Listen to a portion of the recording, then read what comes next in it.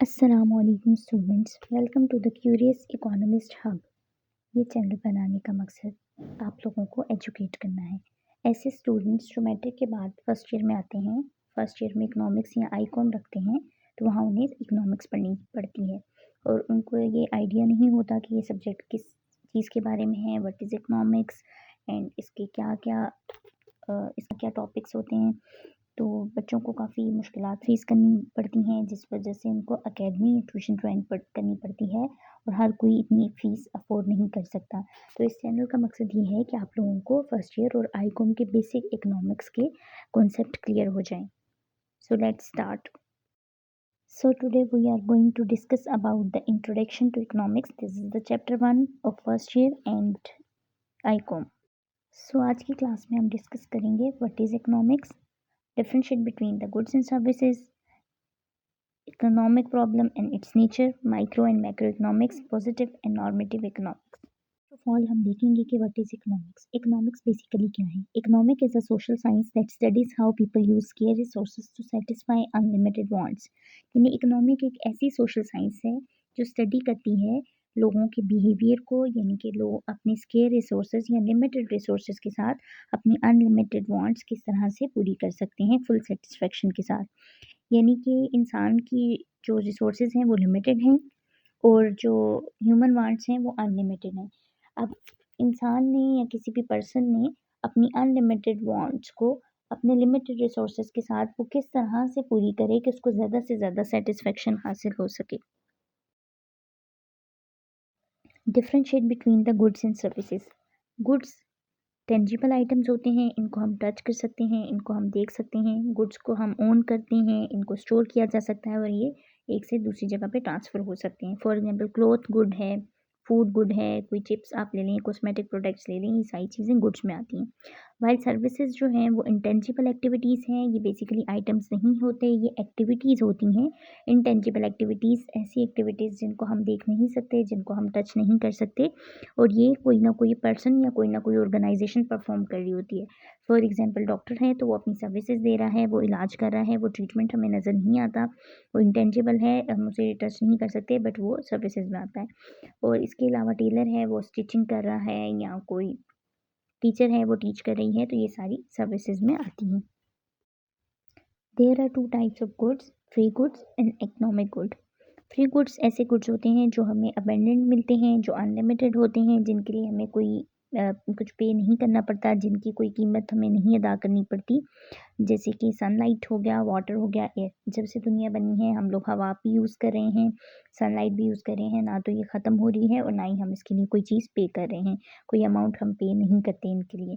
जो economic goods होते हैं वो ऐसे गुड्स होते हैं जो लिमिटेड होते हैं, ये अनलिमिटेड नहीं होते, ये एक ख़ास अमाउंट में होते हैं, लिमिटेड होते हैं और इनको हासिल करने के लिए हमें कुछ ना कुछ पे करना पड़ता है। इनकी कोई ना कोई वैल्यू होती है, इनकी कोई ना कोई प्राइस होती है, हमें इसके लिए कुछ ना कुछ पे करना पड़ता है। For example food and cloth etcetera. अब हम डिस्कस कर लेते हैं कि what are economic problems. Economic problems कौन सी होती हैं? फर्स्ट फर्स्ट प्रॉब्लम है कि ह्यूमन वांट्स आर अनलिमिटेड। सबसे पहली प्रॉब्लम ये है कि जो ह्यूमन वांट्स हैं वो अनलिमिटेड होती हैं, इंसानों की ख्वाहिशात जो हैं वो अनलिमिटेड होती हैं। अगर किसी के पास बाइक है तो वो चाहेगा मेरे पास कार आ जाए, किसी के पास कार है तो वो चाहेगा मेरे पास इससे भी अच्छी कार हो। इस तरह इंसानों की ख्वाहिशात बढ़ती रहती हैं, वो अनलिमिटेड होती हैं, कभी भी ख़त्म नहीं होती। Resources to satisfy wants are limited. अब उसके बरक्स होता क्या है कि जो हमारे पास रिसोर्सेज होते हैं वो लिमिटेड होते हैं, जिन चीज़ों से हमने अपनी वो वांट्स को पूरा करना होता है वो रिसोर्सेज हमारे पास लिमिटेड होते हैं, वो हमारे पास वाफिर मिकदार में नहीं होते, उनकी एक लिमिटेशन होती है। जैसे पैसे हो गए, या आपके पास बहुत ज़्यादा पैसे नहीं होते, जितने भी होते हैं अपने उसके अंदर आपकी सारी ख्वाहिशात पूरी नहीं हो सकती, मैं कुछ ना कुछ हो सकती हैं। और because of scarcity choices must be made. अब होता क्या है, एक तरफ ह्यूमन वांट्स अनलिमिटेड हैं, दूसरी तरफ रिसोर्सेज लिमिटेड हैं, तो इस वजह से हमें चॉइसेस करनी पड़ती हैं, हमें चीज़ों को चूज़ करना पड़ता है, हमें प्रायोरिटीज़ देखनी पड़ती हैं। फॉर एग्जांपल मेरे पास 1000 रुपीज़ हैं और मुझे कपड़े भी चाहिए और मुझे खाना भी चाहिए, तो मैं क्या करूँगी, मैं चूज़ करूँगी कपड़ों के और खाने के दरमियान कि मेरी प्रायोरिटी क्या है। अगर तो मुझे ज़्यादा भूख लगी है तो मैं खाने को चूज़ करूँगी, और अगर मेरी प्रायोरिटी कपड़े हैं, कपड़े लेना है, तो मैं कपड़ों को चूज़ करूँगी। तो चॉइसेस हमें करनी पड़ती हैं। Then every choice has an opportunity cost.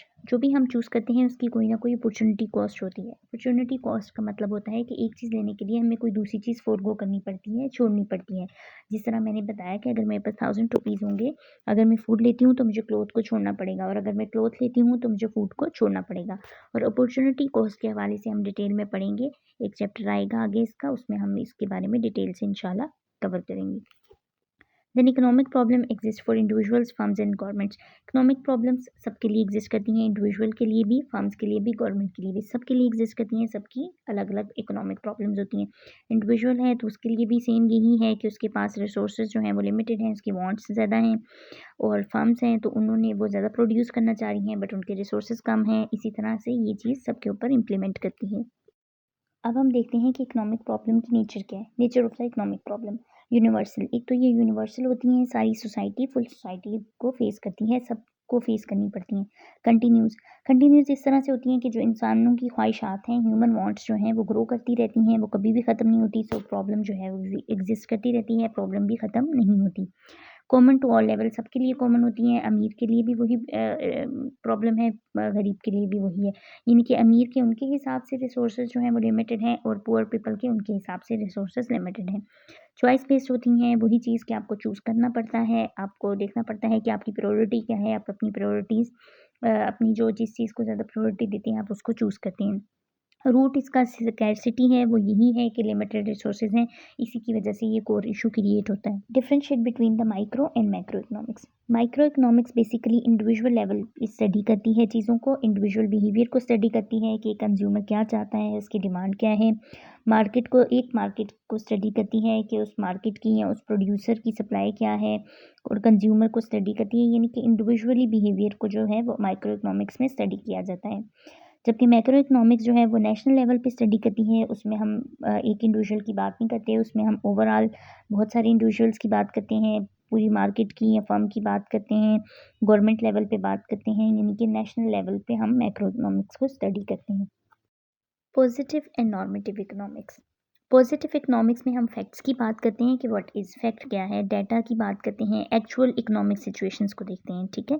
इसकी स्टेटमेंट्स जो हैं वो टेस्ट की जाती हैं, मेजर की जाती हैं, और उनको राइट या रॉन्ग प्रूव करते हैं। इसमें आप कोई पर्सनल ओपिनियन शामिल नहीं होता, जजमेंट शामिल नहीं होती। For example higher taxes reduce disposable income, यानी कि जब भी डिस्पोजेबल इनकम होती है, जो इनकम आपके हाथ में आती है सारी बिल्स वगैरह पे करने के बाद, जो आप बस कंज्यूम करने के लिए यूज़ करते हैं कंज्यूमर्स, तो डिस्पोजेबल इनकम पे जब हाई टैक्स लगाया जाएगा तो डिस्पोजेबल इनकम कम हो जाएगी। ज़ाहिर बात है आपकी उस इनकम के ऊपर अगर ज़्यादा टैक्स लगेगा तो आपकी इनकम कम हो जाएगी। ये हमें डाटा बताता है, ठीक है। दूसरी तरफ नॉर्मेटिव इकोनॉमिक्स जो है वो ओपिनियन बेस होती है, जजमेंटल होती है। इसमें हम डील्स करते हैं ओपिनियंस को, वैल्यूज़ और चॉइसेस को, ठीक है। यहाँ पे हम स्टेटमेंट्स को प्रूव नहीं करते बल्कि ये बिलीव्स के ऊपर डिपेंड करती है। इसमें सजेशंस, जजमेंट और पॉलिसी रिकमेंडेशन ऐड होती है। फॉर एग्जांपल गवर्नमेंट अगर टैक्स रिड्यूस करती है गरीब लोगों की हेल्प करने के लिए, तो ये नॉर्मेटिव इकोनॉमिक्स में आता है, क्योंकि एक वैल्यूज़ की बात है ना। यहाँ तक हमने फर्स्ट ईयर एंड आईकॉम का हाफ चैप्टर डिस्कस कर लिया है, हाफ हम नेक्स्ट लेक्चर में करेंगे इंशाल्लाह। यहाँ तक में से आप लोगों को कोई चीज़ समझ नहीं आई या कोई चीज़ प्रॉब्लम कर रही है, कोई क्वेरी है, कोई प्रॉब्लम है, तो आप लोग कमेंट सेक्शन में बता सकते हैं।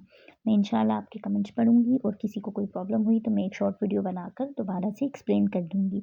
इसके अलावा आपको किसी भी चीज़ में, इकोनॉमिक्स के किसी भी कॉन्सेप्ट में प्रॉब्लम आ रही है तो आप मुझे कमेंट सेक्शन में कमेंट में बता सकते हैं। मैं इंशाल्लाह कोशिश करूँगी कि मैं उस पे भी एक शॉर्ट वीडियो बना दूँ। इसी तरह से इकोनॉमिक के कॉन्सेप्ट क्लियर करने के लिए लाइक और सब्सक्राइब करें। इंशाल्लाह आपके डाउट्स क्लियर होते जाएंगे। स्टेप बाय स्टेप हम लोग आगे चैप्टर्स को कवर करते जाएंगे और आपके डाउट्स भी क्लियर करते जाएंगे।